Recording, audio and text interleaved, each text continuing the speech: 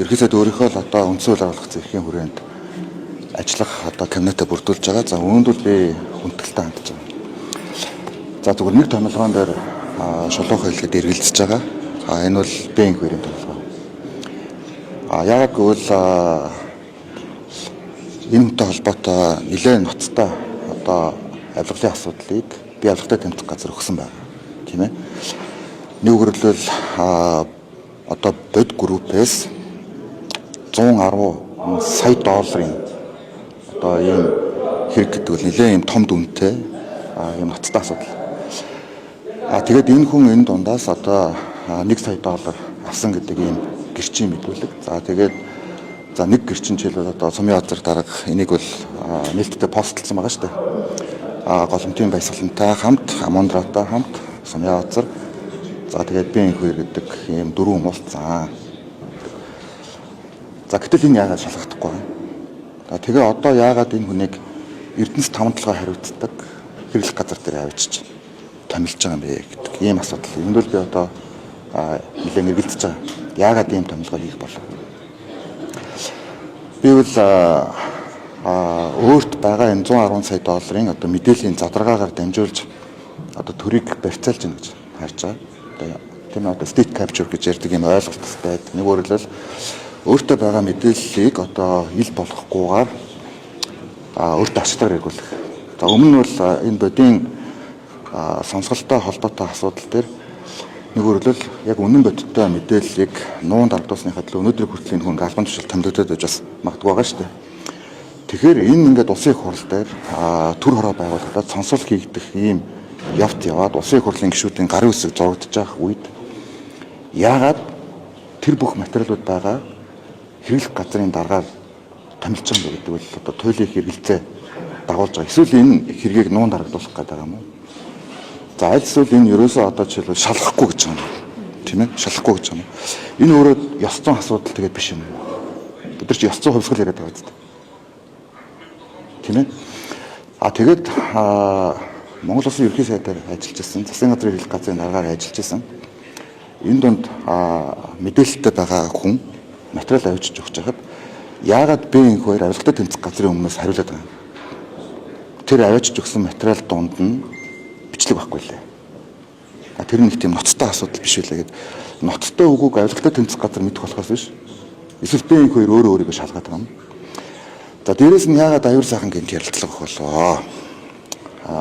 За яагаад ган хуйг гэдэг нь хугацаанаас өмнө суллагдах болов шүүхтэй. Энд чинь ингээд тохиороор ажиллаад байгаа маш ойлгомжтой юм зүйл байгаа зү. Ган хуйг чинь тэр үеийн одоо бодтой холбоотой Эрдэнэс 5-7 захирлаар ажиллаж байсан шүү дээ. Удаан жаргал нь гашуун сухад төмөр зооны захирлаар тийм ээ. Хоорондоо мөнгө шилжүүлээд би бүр дансыг нь тавиад онсор өдөртөө 9 сарын 9-ний өдөр ийм зүйл болчиход байна гэдэг мэдээлэл өгч чадах. Яагаад энийг огт ерөнхийдөө тоохгүй.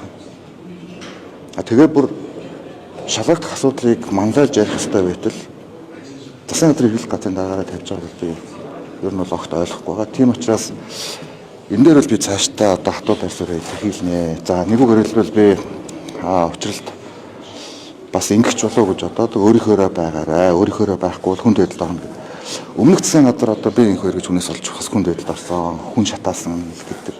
Хаана одоо шатаасан хүн. За гэтэл ийм одоо худал мэдээллийг өгөөд явж байгаа огт нотлох баримтыг ингээд одоо яриад нийгмийг талцуулаад байж байгаа хүн бүгдийг нэгтгэж холбон зангидах ёстой засгийн газрын хэрэглэх газрыг удирдах Монгол улс ер нь хаашаа явах вэ? За яг энэ бол мэдээж миний бодол би бас одоо намаа энэ бас төр улсыг бодож байна. Доктортой засаглаасаа гэж бас бодож байна. Тэгээ яагаад одоо энэ хүнд ингэтлээ их одоо замнаж дарагч барьцаалагдаж учрал хийх сайд ч гэсэн барьцаалагдах болов.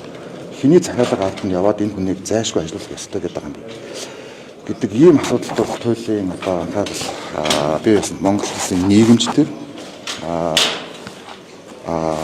хэвлэл мэдээллийн та бүхэнчдэр одоо энэ дээр анхаарал хандуулсаар. Ер нь яг одоо энэ бод групптэй холбоотой жишээлбэл өнөөдөр төрийн бүх институцийн хэвлэл мэдээллийн байгууллагын ажилтнууд одоо эгэл телевизэд ажилласан хүмүүс байна. Асар их хэмжээгээр энэ мэдээллийг нуун дарагдуулахыг оролдож байна. Асуудлыг одоо өөр байдлаар тайлбарлахыг оролдож байна. Гэхдээ парламент дээр жишээлбэл тэр бичлэгийг үзэх боломж байгаа шүү дээ. Тэгэд яагаад энэ хоёр дундуур нь ороод бичлэг байхгүй гоо гэдэг. 2 цагийн бичлэг байгаа уу гэж би одоо бодлоо яваа. Тийм ээ. Тэгэхээр энэ нь бол их ноцтой асуудал юм а. Ингээд цаашаа явбал одоо бид нэр төр тэтгэлтгэл за гүйцэтгэх засаглал авилгатай тэмцэх үгүйтэй холбоотой асуудал туйлын хэрэгэлзээ үүснэ. За цөнгөтэй холбоотой асуудал гарахад би өөрийгөө ихтгэл үзүүлэх асуудлыг оруулад парламент итгэл үзүүлээгүй гэдэг шалтгаанаар би огцорсон. Нэг өөрөлдөл би олон нийтэд туйлын хүндэтгэлтэй хандсан. Тэрнээс биш та нар гарын үсгээд зуруулаад огцроо гэд ингээ яваад байвал яваад байх байсан тийм ээ. Нэг өөрөлдөл би олон нийтийн сэтгэлзүүд хүндэтгэлтэй хандсан. Гэтэл ийм асуудал гарчаад байхад яагаад одоо тийм ээ энэ хоёр дээр одоо дабл стандарт үйлчилдэг. Чинь би ноцтой асуудал яриад байна шүү дээ. За дээрэс нь өөр нэг асуудал нь бол цагдаагийн албан хаагчдынхаа 13 дахь сарын цалинг одоо тийм ээ 5 тэрбум за сүүлд яг одоо шилэн цагаа тийм ээ нэг 7 тэрбум гэж гаргасан. Тэр дундаас би их хоёр 1 тэрбум төгрөгийг авсан. За энэ болтошгүй биш би бодтой мэдлэг ярьж. Туслах нь даваад өрж гэж хүн энийг зөөж авсан. Энэ бол одоо нямжиг гэж хүний офстер болсон асуудал тийм ээ. Нямжиг гэж хүний офстер болсон асуудал. Тэр чинь мэдүүлэг өгсөн. Тэр бом төгрөгийг 2 хувааж авсан тухай мэдээлэл байгаад байгаа шүү дээ. За сүүлийнх нь 500 саяг аваад 500 саяын нь одоо 100 сая нь дутуу байсан гэж хэрүүл хийсэн тухай. Ийм одоо мэдээлэл яриад байгаа шүү дээ. Тэг ийм тодорхой зүйл яригдаад байж хад яагаад энэ хүнийг хамгийн их мэдээлэлтэй засгийн газрын бүх материалыг оруулдаг засгийн газрын хэрэглэх газар дээр албан тушаал дэвшүүлэн тавьж байгаа юм байна. Энийг л би ойлгохгүй. За бусад сайдуудын хувьд бол би хүндэлтэй хандж байгаа. За дээрэс нь яг нэг зүйлийг хэлэхэд ерхий сайдын томилж байгаа сайдтай холбоотой ямар нэгэн одоо хүнтэй холбоотой ч юм уу нэг ч байр суурийг миний хувьд огт илэрхийлээгүй. Энийг би албаасаа хэлье. Өөрөө л одоо сайдуудыг сонгож авч байгаа. За тэрч бүхэл би бол одоо зарим хүмүүст бол засгийн газарт орж ажиллах нь бол одоо буруу юм аа гэж өөрийнхөө байр суурийг бол нээлттэй илэрхийлсэн байгаа. Нэг өөрөөр хэлбэл жишээ номтой хоёр. Ягаад гэвэл жишээлбэл номтой хоёр гишүүний хувьд бол бодийн сонсгол хийх гэж явж байгаа. Тийм ээ. За бодтой холбоотой сонсгол хийх гарын үсэг цуглуулж байгаа хүн шадар сайд болчихоо.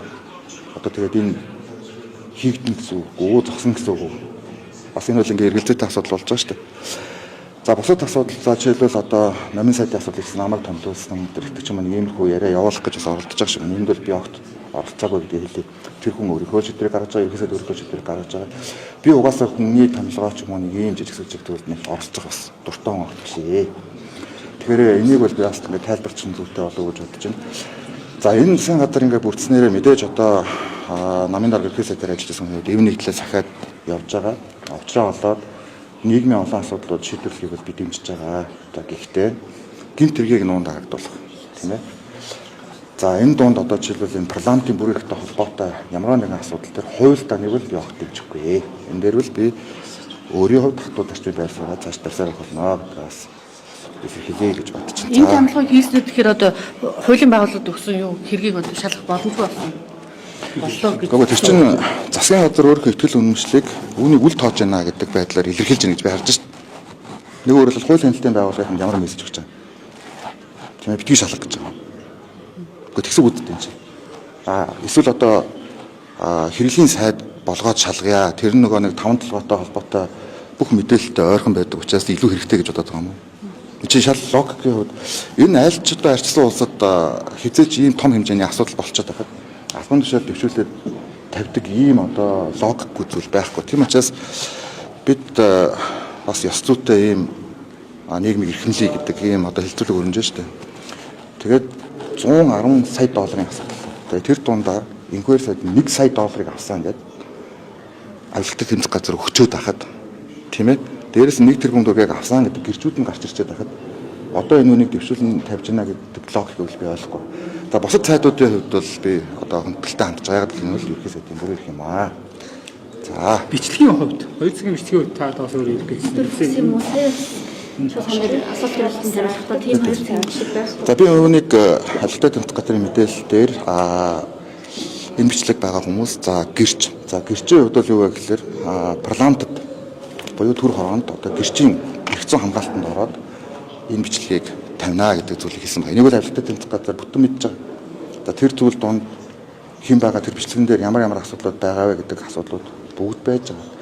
За дээрэс нь одоо энэ аюур сайхан ган хуйг гээд нөхдүүдийг яагаад би ингэхээр тусламж дуутах болов. Та бүхэн энэ тийм авилттай тэмцэх газрын мэдээллийн хард би ингэхээр аюур сайхан ган хуйгаа намайг авраач ээ.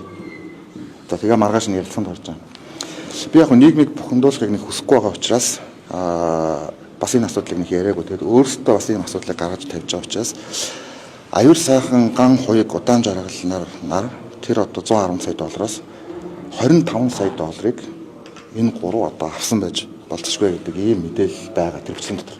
25 сая доллар. Тэгэхээр 25 сая доллар. Тэгэхээр яагаад энэ хүмүүс бужигналдаад ингэ сандралдаад унаа? Тийм ээ? Юу ингэ хөдлөд хэлв? Яагаад бясалгал захирал тэгтлийг худлаа ярих болов? Чин дөрвөн уулзчаад огт уулзаагүй. За уулзсан өрөө нь бол одоо энэ нийслэлийн хажууд байгаа Голомт банкны одоо өөрийнх нь офис ийм мэдээлэл надад өгсөн. За бүр тусгай тогтчулсан одоо бичлэг хийгддэг утас унгаагчтай ийм өрөөнд дөрвөлөө болцгаа. За энийг ингээд хүмүүс гэрчлээд байгаа шүү дээ. Хоёр хүн. Гэхдээ тэгээд хуулийн байгууллага нүүрэлт дурдах юм уу? Сонсол дээр автар асуудаг юм уу? Тэгэхээр энэ бол туйлыг хэрэгэлзээд агуулж байгаа. Тийм учраас энэ дээр би нуухыг оролдох тусам улам энэ асуудлуудыг гаргаж тавина. За дээрэс нь би нэг тийм сенсацтай мэдээлэл хийгээд тэр нь хоосон байсан зүйл өнгөрсөн хугацаанд хэзээч байхгүй. Та бүхэн мэдэн би Эрдэнэтийн асуудлыг гаргаж тавьж ирсэн. Ойдлогын асуудлыг гаргаж тавьж ирсэн. Хийхээ нэгдсэн шийдвэрлэгцээ. За энэ хоёрыг би шүүхт өгсөн байна. Шүүхтэр одоо өөрөө нотлох баримтаа гаргаад бүх асуудлуудаа тогтоох ёстой шүү дээ, тийм ээ? Тогтоох ёстой. За миний бас гаргаж тавьсан асуудлыг одоо авилттай тэмцэх газар шударгаар бас шалгаж тогтоох ёстой шүү дээ. Тэхийн тулд алтан тушаалаар халахвчилж болохгүй шүү дээ. Одоо тэр 5 толгойд байгаа материалуудыг задлуулах юм. За тэр одоо жишээлбэл Голомт банкнаас шилжүүлсэн тэр дансны гүйлгээнүүдийг хэрэглэх газрын дараагаар устгуулах юм. За дээрээс нь тэр мөнх хөлтөн гэж залуу зөвлөх үйлчлэгийн компаниараа дамжуулаад мөнгө авсан байгаа шүү дээ. Тэр материалуудыг устгах гэж ирсэн. За одоо дахиад засгийн газрын хэрэглэх газар дээр байгаа тэр материалуудыг устгуулах юм. Тийм ээ. Шилэн дансан дээр Эрдэнэс 5 толгойтой гүйлгээнүүдээр дараа байхгүй болсон байгаа шүү дээ. Та бүхэн тэгээд энэ хэвлэлийн байгууллагын дараа сэргсний та бүхэн харсан байна. Тэгээ ийм илтэд байгаа зүйл дээр ёс зүйн манлайлал үзүүлэх гэж байгаа ерхий сайд засгийн газрын хэрэглэх газрын дараагаараа одоо Б2 гэж энэ юм явж байгаад бол зүгээр миний хувьд харамсаж байгаа. Гэтэ энэ бол өөрийнх нь эрхийн асуудал. Зандан шатар Б2-аар хөлөө боолгоод бүдэрч унсан бол энэ удаа одоо энэ худал мэдээлэл тараадаг энэ хорт могоогоор учрал ерхий сайд хоолоогоо болгож байна гэж би харж байна. За тэгэхээр манай талцал ер нь шийдэгдэх үгс үг шүү.